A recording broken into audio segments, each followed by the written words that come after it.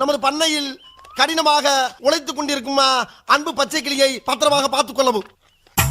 ஏனென்றால் அவன் என் கண்ணுக்குள்ளே திரிகிறான். அதுபோக அவன் மாடு மேய்க்கும் போது அவனுக்கு வெயிலில் நடக்க விடாமல் அவனுக்கு ஒரு புல்லட்டு வாங்கி கொடுத்து, பேண்ட் செட்டும் வாங்கி கொடுத்து, ஒரு தொப்பியும் வாங்கி கொடுத்து போட்டிருக்காருயா.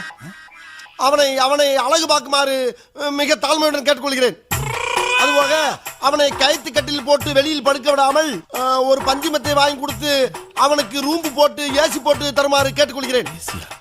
இவ்வளவும் போக ஒரு முக்கிய குறிப்பு, நமது குடும்பத்துக்காக கடினமாக உழைத்துக் கொண்டிருக்கும் அந்த ஒப்பற்ற ஜீவனை நாம் பத்திரமாக பார்த்துக் கொள்ள வேண்டும். அப்பொழுதுதான் நாம் எல்லோரும் பத்திரமாக இருக்க முடியும்.